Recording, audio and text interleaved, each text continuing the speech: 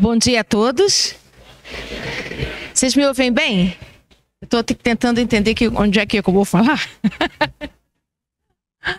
Uma alegria estar aqui com vocês. É a primeira vez que eu estou aqui em Divinópolis. Muitos aqui eu conheci no MESESG, né? Que legal a gente se reencontrar. Fico feliz da gente poder ter esse abraço bom, esse olhar bom nessa hora da manhã, não é? Então eu agradeço muito na pessoa do Eurípides o convite. Desejo que a gente possa ter uma manhã aqui bastante rica, né? Os companheiros que irão falar essa manhã e nos ajudar nessas reflexões. Então, eu sou do Rio de Janeiro, sou do Centro Espírita Tarefeiros do Bem.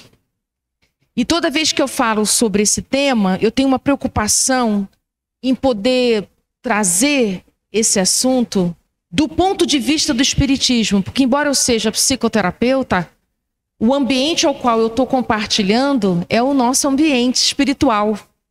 Então, tudo que eu falar aqui, eu estou partindo do ponto de vista que o Espiritismo nos traz.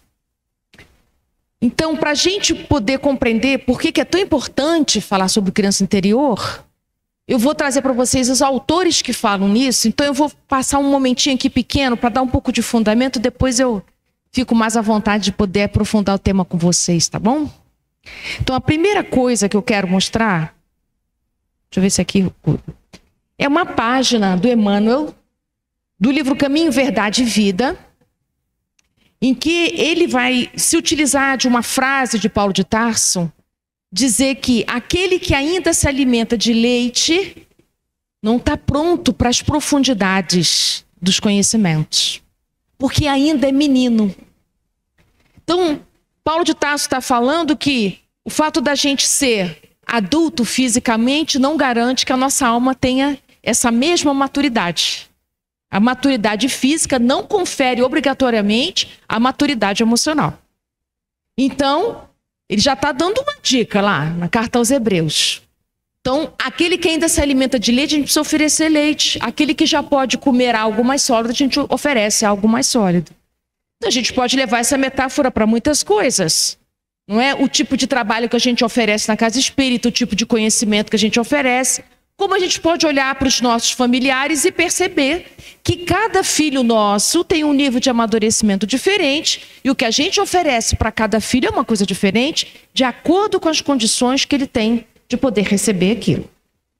Mas o que eu queria deixar pontuado é que ele vai dizer que a nossa convivência está cheia de crianças. Eu coloquei em azul. Estamos cheios de crianças no nosso entorno. E mais à frente, nesse texto, ele vai dizer que toda criança é frágil e ninguém deve condená-la por isso. Então, que há momentos, há instantes na vida da gente em que a nossa parte mais imatura é que vai estar mais presente na nossa experiência. Eu já vou deixar isso um pouco mais claro daqui a pouco.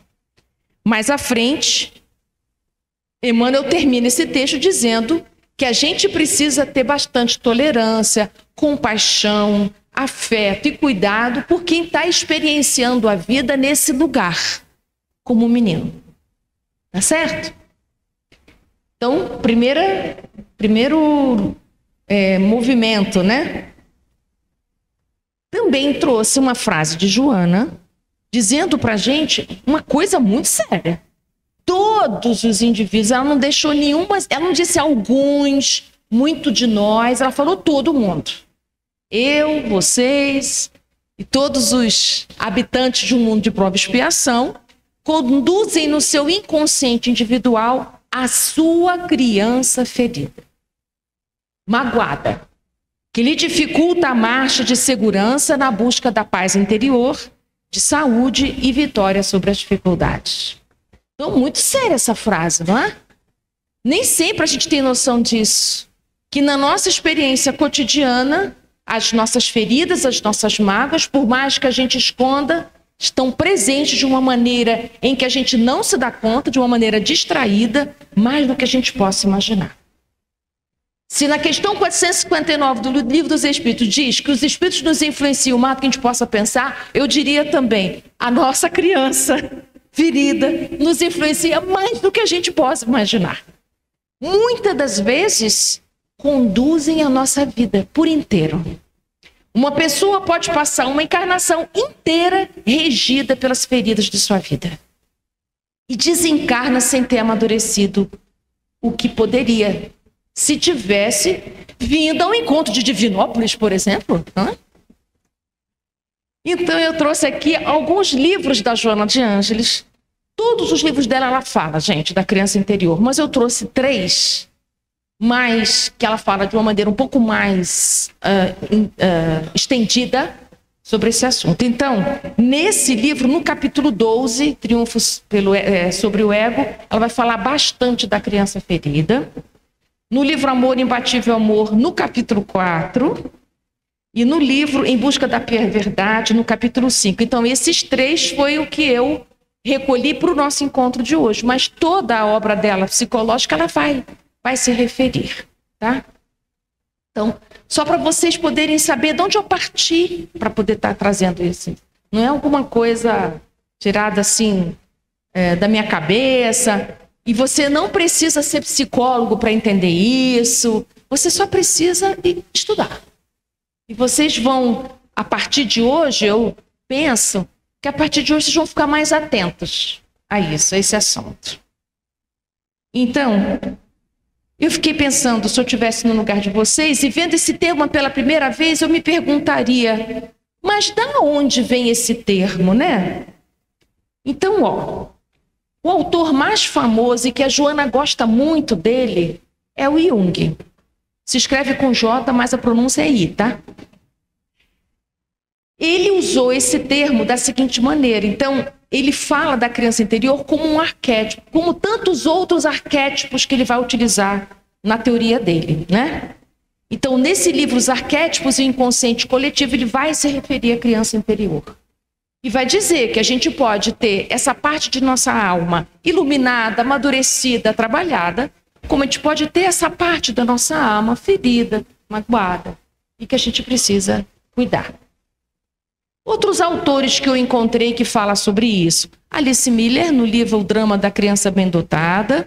Tem também o John Bradshaw, que é um livro que eu amo, Volta ao Lar. É um livro lindo, uma graça, difícil de achar.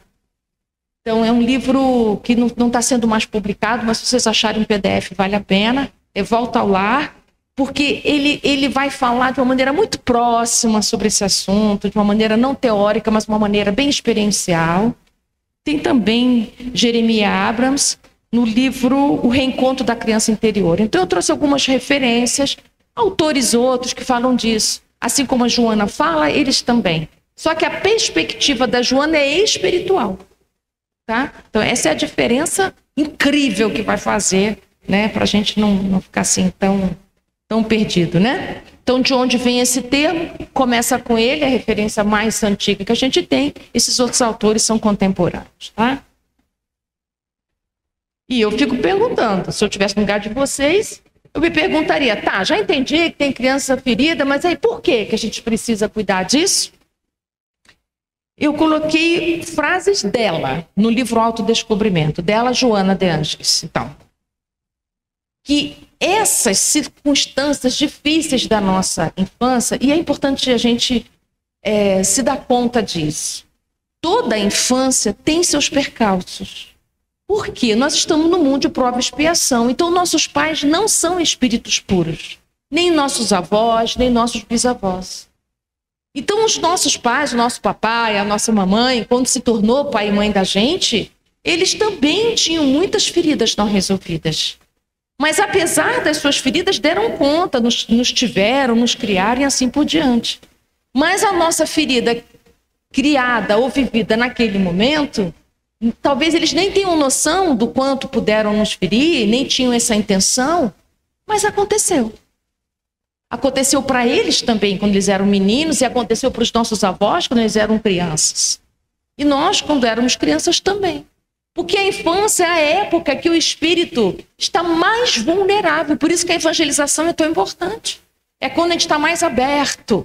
Né? Estamos com a nossa memória esquecida em relação ao passado e estamos abertos, vulneráveis, sensíveis a tudo que o mundo oferecer.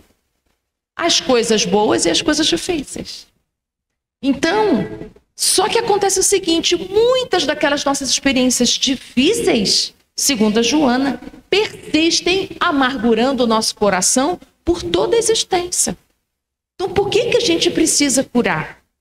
Para a gente crescer, mas também para a gente ser mais feliz, para a gente ser mais leve.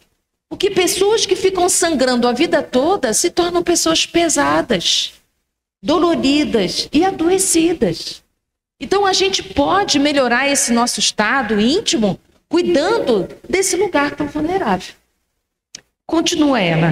Enquanto a gente não se dedica a cuidar disso, essa inquietação infantil ressalta, olha só o que ela diz, em todos os seus atos, apresentando-se a cada vez sob disfarce diferente. Por isso que não é tão simples a gente identificar que quem está mandando na sua vida é uma criança tirânica, que quer justiça, que quer reparação.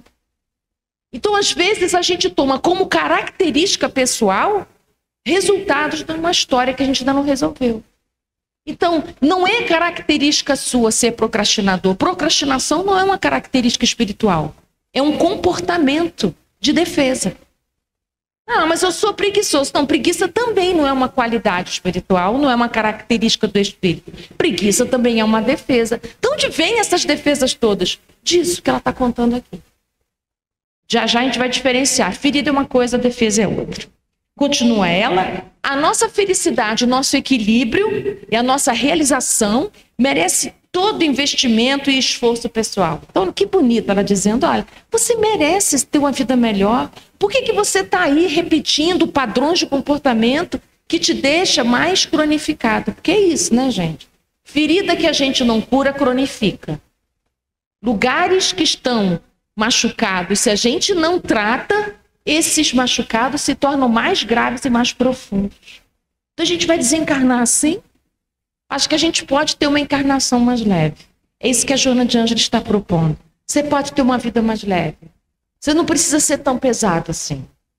Que tal você começar a fazer esse processo de olhar para o seu coração, né? Para a sua história. Então, é muito importante a gente saber a diferença entre feridas e defesas. Uma coisa é onde a gente se machucou. A outra coisa foi o jeito que eu arranjei de lidar com essa dor. Vamos imaginar que eu machuquei a minha perna. Então eu começo a mancar. Eu sobrecarrego a outra perna que estava saudável e ela fica adoecida também, mas ela fica sobrecarregada.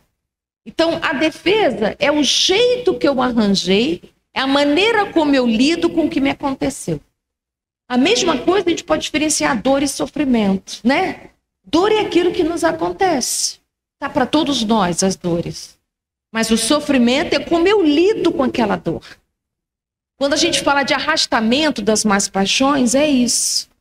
Você pode se deixar arrastar por isso e intensificar seu sofrimento porque você ainda não aceitou isso que te aconteceu.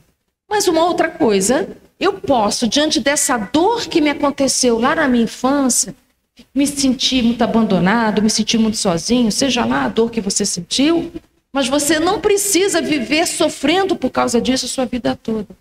Então, essas defesas que você criou para sobreviver aos tempos difíceis, você agora pode olhar para elas de uma maneira diferente e começar um processo de libertação interior. Isso não é rápido, mas é muito eficaz, tá? Se você começar. Então, eu trouxe alguns exemplos aqui de defesas conhecidas. É se você se torna indiferente, um pouco apático para os sentimentos, se você se utiliza de procrastinação, se você tem muita rebeldia, se você tem timidez, se você prefere ficar invisível nos espaços, se você tem desespero para ser visto, se você se vitima, se você racionaliza tudo, se você se acha superior e melhor e se torna muito exigente. Isso tudo, gente, e mais tantas outras coisas, não é a ferida, é a defesa que você encontrou para poder lidar com uma dor tão difícil. Só que tem uma coisa muito interessante, essa dor te aconteceu, você era menor. Hoje você tem muitos outros recursos que você pode lançar mão. principalmente enfrentar isso, se encontrar com isso, abraçar isso, poder se dedicar a olhar para isso. Você hoje já tem recursos para isso. Essas defesas que você conquistou, que você organizou, parabéns, que ótimo, e deu conta, tanto é que você está até hoje, vive dando conta da sua vida. Mas chega uma hora que a gente também não aguenta mais ser assim. Tem uma hora que eu não quero mais procrastinar na minha vida, estou cansado de lidar com a vida com rebeldia, tudo eu me vitimo, tudo vai para esse lugar. Então, a proposta que a Joana tem para a gente é para a gente poder melhorar isso. Desistir das defesas e a gente poder se encontrar com a nossa essência. Por isso que ela fala tanto de self. E aí, vamos voltar que o primeiro volume dela é sobre da série psicológica, é o homem integral. Eu ficava pensando, gente, por que ela fala essa palavra integral? E por que essas nossas partes das nossas almas, tanto as experiências dessa existência como de outras, se encontram nas nossas experiências cotidianas de uma maneira que essas partes não conversam entre si? É muito interessante a gente pensar sobre isso. Nós ainda não nos sentimos como uma pessoa inteira. Então, o objetivo reencarnatório de cada encarnação não é a perfeição. É a perfeição de um modo total. Sim, um espírito, quando é criado por Deus, a finalidade dele é a perfeição.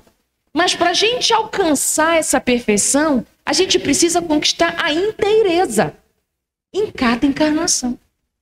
Então, em cada encarnação, a gente está tentando construir essa nossa inteireza, porque o que a gente tem são partes, divisões que não conversam entre si.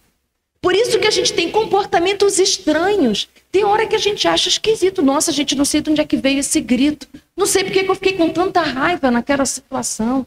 Então você vai perceber que nós temos comportamentos desproporcionais aos acontecimentos.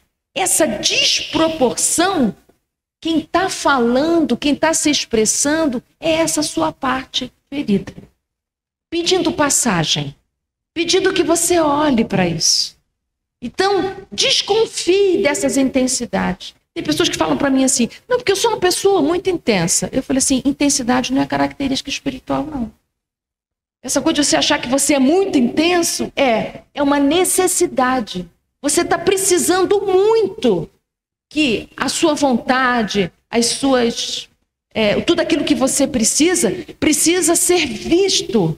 Então a intensidade é um jeito que você encontrou de alguém perceber seu sofrimento, o que você está querendo.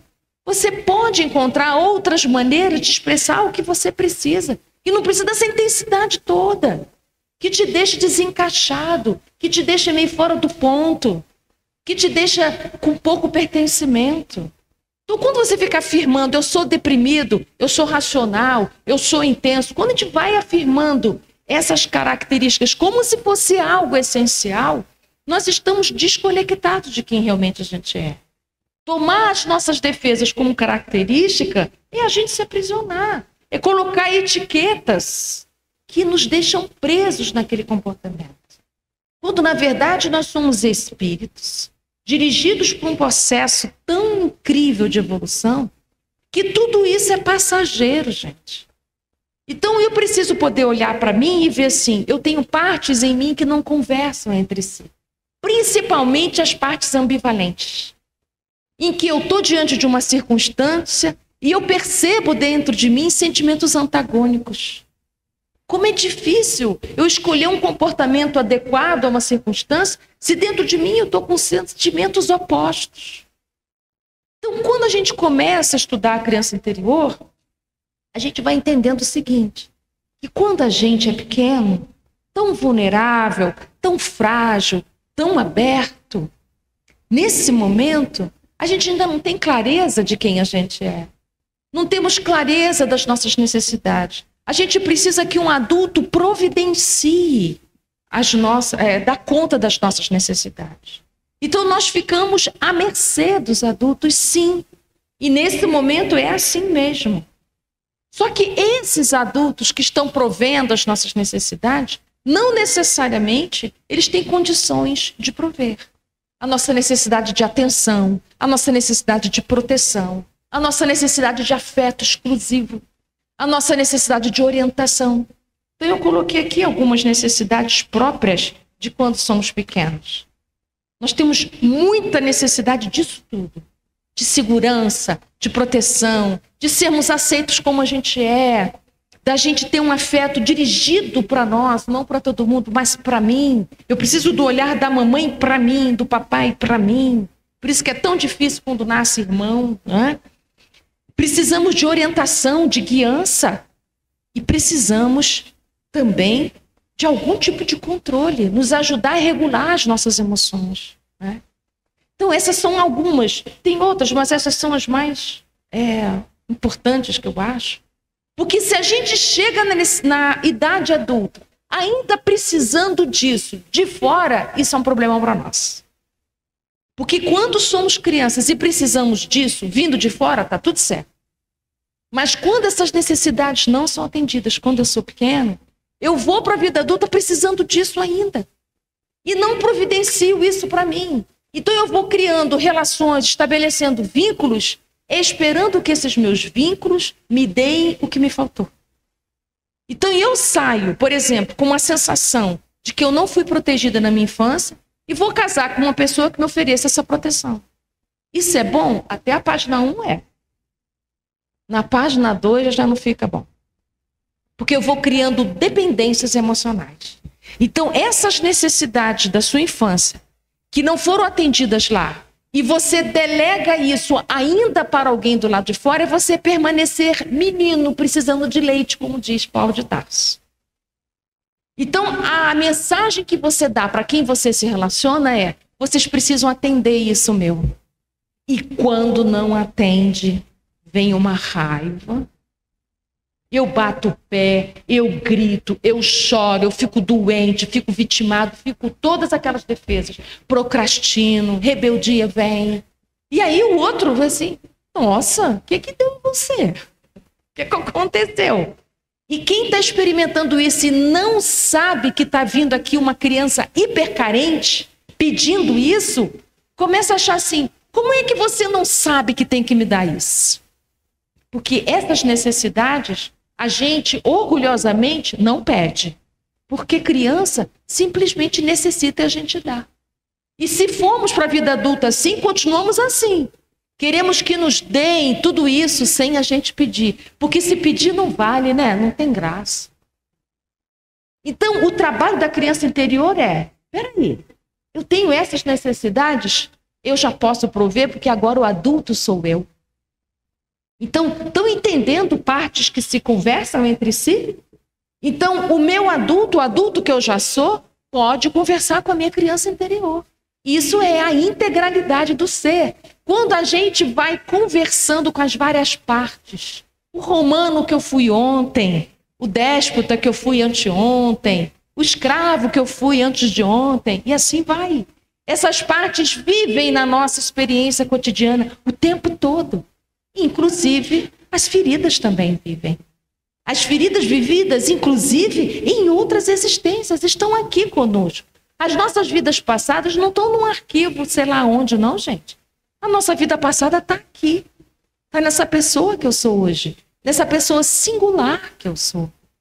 Então, eu preciso de um processo de autodescobrimento, de autoconhecimento, para conhecer essas partes. Essas partes que falam na minha cabeça, essa multidão que vive nos meus pensamentos. Eu vejo muita gente preocupada com obsessão. Eu me preocuparia menos com obsessão e me preocuparia mais com a auto-obsessão que a gente faz. Porque esses personagens, essas identidades que eu fui, moram em mim e estão conversando e reagindo o tempo inteiro. Então, eu preciso de um agente testemunha, um agente, aspas, exterior, ou de alguma maneira que possa estar um pouco afastado e observar-me. Existem vários autores que falam sobre isso. Roberto Assagioli, Hannah Arendt e tantos outros falam dessa testemunha interna que eu posso criar.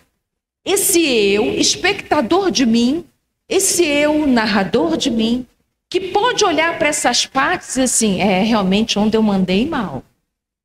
Aquela maneira que eu falei ontem não está muito legal. Ou eu posso entrar nesse ambiente e perceber, nossa, não estou me sentindo pertencente a esse ambiente. Antes que as minhas defesas se levantem e eu comece a reagir de uma maneira inconsciente, eu estou ali me assistindo, me observando, e ao me observar eu posso me proteger. Como eu faria com uma criança pequena. Se uma criança para mim entrasse nessa sala e dissesse assim, eu estou com medo desse ambiente. Não conheço ninguém nessa sala. Eu diria assim, fica tranquilo, eu vou contigo, segura aqui na minha mão.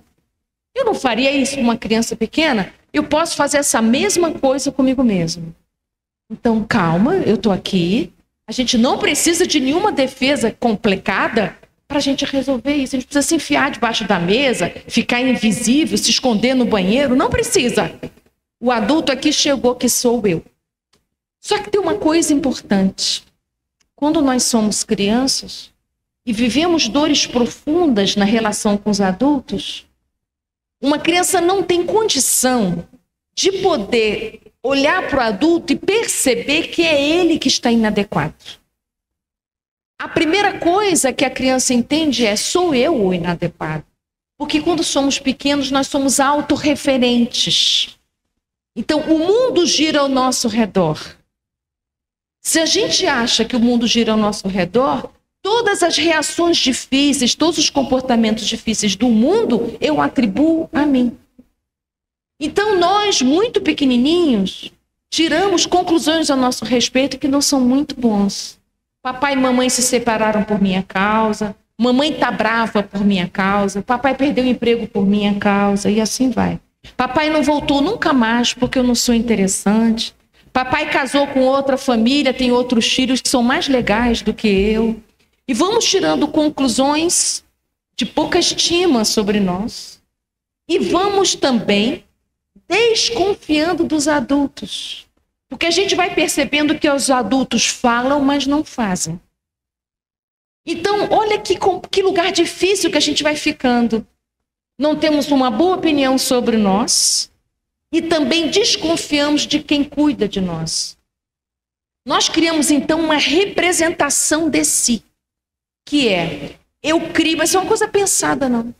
Eu crio aqui uma pessoa bem legal que todo mundo vai gostar.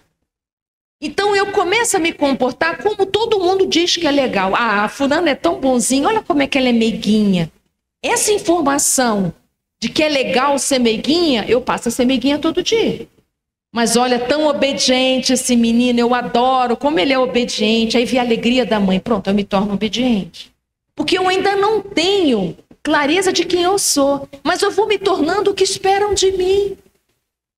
Então, essa desconexão que acontece comigo, eu me afasto do meu centro, eu me afasto da minha essência e me torno aquilo que o meu ambiente espera que eu seja. E tem muitas teorias explicando isso, tá? Não vou entrar por aí, a criação das máscaras e seja lá o que for. Mas o importante é você entender isso. Então, esse afastamento de mim, eu crio aqui um personagem, um modo de ser que ganha afeto, que ganha reconhecimento, que ganha pertencimento, que é uma necessidade imensa que a gente tem. Eu me acostumo com ele e vou sendo ele o resto da vida. E vou me exigindo perfeição nesse lugar. Morro de medo de um dia esse personagem que eu criei não conseguir sustentar. Então eu não tenho muita segurança, porque não sou eu. É uma face, é uma representação de mim. Mas sou eu também, tá? Então essa distância que acontece de mim para comigo, essa desconexão, é o que todos os autores falam que a gente precisa voltar para casa. Reconectar-se consigo mesmo. Reconexão com sua criança interior. Porque essa parte da nossa alma é a nossa parte mais espontânea, mais verdadeira, mais próxima de quem a gente, enquanto espírito, é. Então, veja, o processo reencarnatório seria, então, a gente ir descobrindo essas representações e a gente ir se desfazendo dessas representações e podendo confiar em quem de verdade a gente se sente sendo. Quantas vezes a gente diz sim querendo dizer não? Quantas vezes dizemos não querendo dizer sim? Esse comportamento é essa desconexão entre essa parte minha mais profunda e essas representações que eu criei. Vocês podem, e vocês vão ver muito nome para isso, mestre interior, sábio interior, tudo isso é esse lugar mais essencial aonde a gente quer voltar para casa. No livro Em Busca da Verdade, a Joana vai fazer uma metáfora usando a parábola do filho pródigo. Ela vai dizer o seguinte, o capítulo chama-se Caindo em Si. Então ela vai dizer o seguinte, essa fuga de si mesmo que a gente faz, buscando os prazeres do mundo, os valores do mundo, é o que a gente faz em muitas reencarnações. Só que isso não se dá indefinidamente, porque a lei do progresso não deixa. Senão nós iríamos para fora de nós mesmos indefinidamente. Mas a lei do progresso não permite isso. Chega um momento em que nós sentimos internamente essa força viva que Kardec diz que a lei do progresso é, em que a gente sente vontade de ser melhor. Esse momento é o caindo em si. E aí a Joana vai dizer, aí então, quando esse filho pródigo se conecta com essa dispersão de sua alma, isso é cair em si, não é ainda estar em casa. Cair em si é perceber o quanto longe de mim eu estou. O quanto longe da casa do Pai eu estou. Ou seja, o quanto longe das leis divinas eu estou, que é a minha essência. Por isso que a gente pode dizer Deus interno, Cristo interno, Buda interno, você vai botar o nome que você quiser. Esse lugar interno, esse ponto nosso de essência divina, nós sempre poderemos voltar para esse lugar, porque ele nos é intrínseco. Então, quando o filho pródigo começa o processo de voltar para casa, é o nosso processo de amadurecimento. Então, tem uma época da vida da gente que a gente se distancia de si, tanto que a gente começa a sentir saudade de si, tanto a ponto de dizer assim, eu já não sei mais quem eu sou. Eu me anestesiei tanto de mim, que eu já não sei mais o que eu quero. É muito comum eu perguntar para as pessoas, mas o que você está sentindo? Não sei. Mas o que você quer fazer da sua vida? Não sei. Mas qual a sua necessidade agora? Também não sei. Como não sabe se a vida é sua e eu estou perguntando sobre você? Porque eu estou longe de mim. Eu estou tão longe que eu sei o que as pessoas querem que eu saiba. Que eu me alimento do que as pessoas querem que eu me alimente. Que a minha vida tenha o destino que querem que minha vida seja. Quantos jovens eu já acompanhei em processo de Enem que escolhem aquilo que o pai queria ser. Se tornam dentistas, médicos, advogados, que o pai queria ser advogado, a mãe queria ser médica. A gente quer dar conta dos sonhos dos nossos pais. A gente não tem ideia do que a gente faz por amor aos nossos pais. Uma criança é capaz de morrer por amor aos seus pais. Então a gente deixa de ser si mesmo por amor. Claro que é um amor cego, claro que é um amor infantil, mas é assim que nós somos. Mas os nossos pais, precários que são, se sentem amados assim. Quantas vezes as crianças querem salvar seu pai e sua mãe? Inúmeras. E quantos adultos ainda não deram conta da sua existência, dando conta do sofrimento do seu pai e da sua mãe? Ainda não entendeu o lugar onde Deus o colocou. Nós não viemos para resolver a vida dos nossos pais. A gente veio para resolver a nossa. Porque se a gente continuar resolvendo a vida dos nossos pais, nós vamos querer que os nossos filhos deem conta da nossa vida. Como é que a gente vai progredir assim, gente? Dando conta do que vem para trás. A reencarnação é igual corrida de bastão. O bastão passa para a gente continuar indo para frente, não é indo para trás. Uma corrente de água numa nascente não fica voltando, não. Quem volta é o salmão. Mas a água vai para frente. Então a gente precisa poder se desfazer desse desespero de resolver a vida do pai e da mãe e a gente se imbuir da responsabilidade de resolver a nossa existência. Então, às vezes, alguém que está na criança ferida fica assim, mas é para largar meu pai e minha mãe? Eu não usei a palavra largar. Não é abandonar. É a gente deixar com eles o que é deles. São grandes, vieram antes. Agora é a sua vez de você cuidar de sua vida.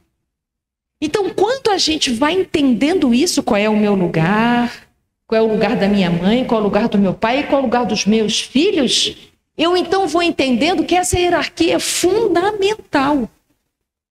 A minha criança interior vai querer resolver.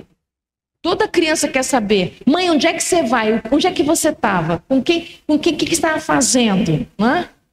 E a gente, como adulto, precisa dizer, você fica no seu lugar, meu filho. Isso aqui pode deixar que eu resolvo. Então, essa desconexão que aconteceu com a gente, e aconteceu para todos nós, por causa das feridas, tem uma segunda consequência. Se nós desconfiamos daqueles adultos, quando a gente se torna adulto, a gente também desconfia de quem? De nós. Então, por isso, nós temos muitas dúvidas para tomar decisão. Eu tomo a decisão e penso, será que é bom mesmo? Será que é isso mesmo? Acho que eu vou jogar um tarô. Eu acho que eu vou para um médium para descobrir, será que é esse mesmo o meu caminho? Por que eu duvido de mim? Porque eu duvido dos adultos. Eu me tornando adulto também duvido de mim. Então vamos ter que fazer um trabalho de autoconhecimento para a gente localizar esses lugares feridos e podermos oferecer para esses lugares tudo isso aí. Segurança. Se foi segurança que te faltou, agora você pode oferecer segurança. Foi proteção que te faltou, ofereça agora a proteção. E aí você vai oferecendo para você aquilo que você estiver precisando naquele momento. Significa dizer com isso, gente, que nós vamos cuidar de nossa essência a encarnação todinha.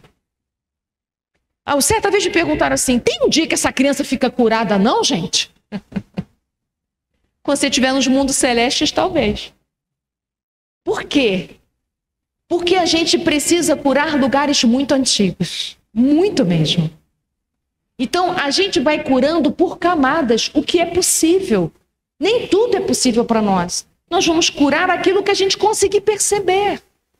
E vocês vão perceber que a gente não tem condição de perceber tudo ao mesmo tempo. Lembrar de todas as feridas. Não é assim. Nós vamos paulatinamente cuidando disso.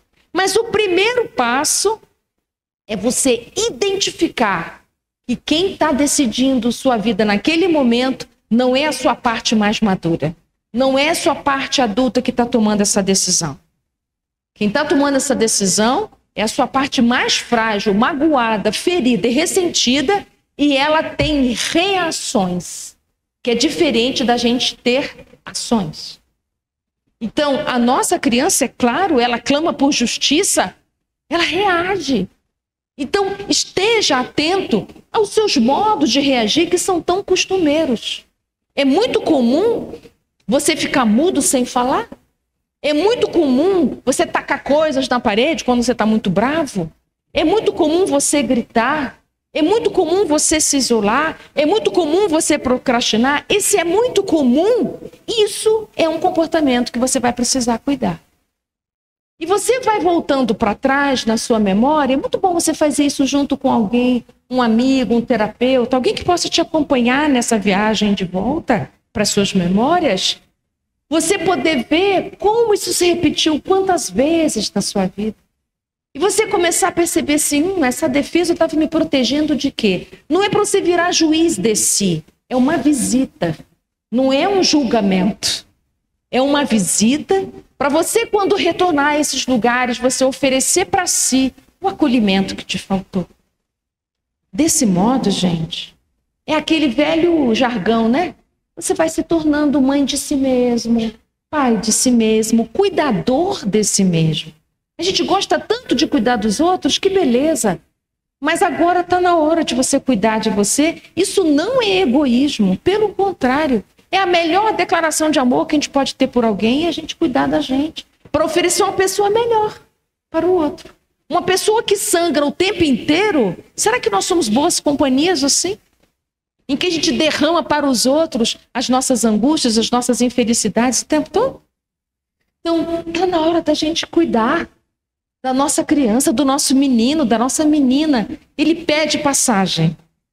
Então, toda vez que alguma coisa acontece diferente, cada vez que alguma coisa não está no lugar, tenha clareza, uma reação vem. Olha para essa reação. Seja testemunha de si, observador de si. E ainda tem mais uma coisa maravilhosa. Quando a gente pode se observar, quando a gente faz esse duplo, quem ensinou para a gente isso foi Platão. Ele diz que a gente pode fazer um 2 em 1. Quando a gente faz isso, e é o pensamento que nos oferece essa possibilidade, quando a gente faz esse afastamento de si, pode se ver, nesse momento em que você se afasta de si e percebe, nossa, como eu estava carente nesse dia. Nossa, como eu estava frágil há 5 minutos atrás. Eu vou dar uma cuidada aqui de mim. Esse é o momento que a espiritualidade te ajuda. Porque a gente muito grudado na raiva, muito grudado no desespero, nós não abrimos espaço para a espiritualidade nos intuir, nos acolher, nos apoiar. Quando a gente faz esse pequeno afastamento de si, a espiritualidade maior atua. Eu me lembro dos meus momentos de muita dor emocional. Perto da minha casa tinha um laboratório que tinha uma árvore imensa. Na entrada desse laboratório, um jardim. Eu muitas vezes me sentei naquela árvore com as costas no tronco da árvore. E quando eu sentava e deixava minhas costas no tronco da árvore, eu olhava para cima e via aquela imensidão. Era uma árvore muito alta. Eu olhava a imensidão da árvore e o céu que estava acima da árvore. E eu tinha uma sensação assim, eu entrego o meu problema aqui para ela. Então, aquele estado de ser pequena diante de algo maior do que eu, me dava repouso. Então, nesse lugar em que a gente pode ser pequeno diante da natureza, diante de Deus, em que nós podemos ser frágeis, não precisamos sustentar a fortaleza, em que você pode descansar o seu coração, isso é um bom lugar para a sua criança se sentir protegida. Escolha lugares grandes para você entregar o que é grande para você, porque você vai redimensionar a sua angústia. Olha para uma montanha enorme, olha para a profundeza do mar, olha para o horizonte, olha para o tamanho das nuvens. Você vai entender que existem coisas muito maiores do que isso que você está passando. Não é para minimizar o que você sente, é para você dar um bom lugar para o que você sente. Então, para poder... Nossa, já são 9h20. Para poder fundamentar esse pedacinho, eu trouxe um videozinho para vocês de um filme que eu gostei muito, chamado Duas Vidas. É um filme da Disney, mas ele é um filme para adultos maravilhoso. Eu vou passar só um pequeno trecho. É um homem que vai fazer 40 anos de idade e ele passa a ver na casa dele uma criança de 8. Ele acha que ele está ficando maluco, ele vai ao médico, psiquiatra. Ele é um cara ranzinza, mal-humorado, que não chora, que não tem sentimentos, indiferente, que é uma defesa, né? Ele tem um tique no olho, que não passa. Ele não casou, ele não teve filhos, ele não tem cachorro. Ele tem uma vida seca. Ele só trabalha. Ele tinha muitas feridas da infância. Tinha sofrido muito bullying na infância. Mas tinha uma ferida grande, que é a ferida que eu vou mostrar para vocês aqui, não vou contar. Mas ele tinha esquecido dessa ferida completamente. Ele só lembrava de uma, que era o bullying. Então ele passa um tempo com essa criança de 8 anos, primeiro sem entender quem é essa criança. Depois ele entende que essa criança é ele. É ele aos 8 anos. Depois de muitas conversações com essa criança de 8 anos, ele chega à conclusão que essa criança tem uma mágoa muito grande pelo bullying que sofreu na escola. Ele era gordinho, era chamado de gordinho. Os colegas da escola tiravam muita onda com ele. Então ele ensina para essa criança de 8 anos como resolver esse problema. Então ele pega um carro que leva ele no tempo, volta aos 8 anos de idade, para essa criança enfrentar essa dor, esse bullying e resolver. Ninguém vê ele de 40 anos, tá? Só a criança de 8 é que vê. Então ele fica, digamos assim, invisível naquele espaço. É uma metáfora. Nós podemos voltar à nossa infância, conversar com a nossa infância, conversar com os nossos 8 anos, com os nossos 10 anos, exatamente como ele faz no filme. Então, esse filme foi uma maneira didática que eu vi para a gente poder compreender como é que é o diálogo com a nossa criança. Então, você pode colocar o vídeo para a gente? Depois vocês podem no YouTube procurar Então, o que esse filme ensina pra gente?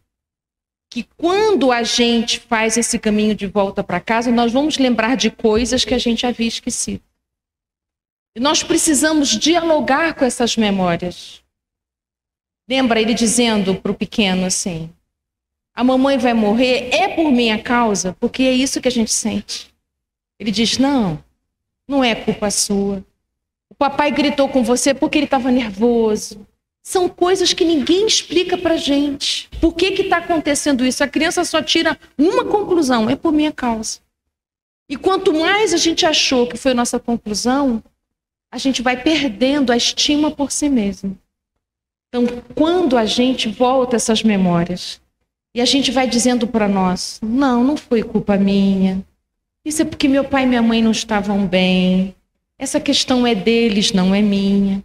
E a gente vai separando, vai conversando com a nossa criança e podendo dar para ela outras perspectivas do que aconteceu, a gente vai ficando mais leve. É esse diálogo com a nossa criança interior, oferecendo proteção, oferecendo segurança, acolhimento, que cura as nossas almas. Então, eu desejo de coração que vocês possam fazer essas viagens. Uma verdadeira prece, questão 660 do Livro dos Espíritos, é aquela que promove autoconhecimento. E quem quiser, no meu livro também, no Palavras para a Alma, eu tenho um capítulo sobre criança ferida, que também pode ajudar nessa compreensão, tá bom? Queridos, foi um prazer estar com vocês aqui. A gente ainda vai continuar aqui em outros encontros até amanhã, tá bom? Um grande abraço, obrigada.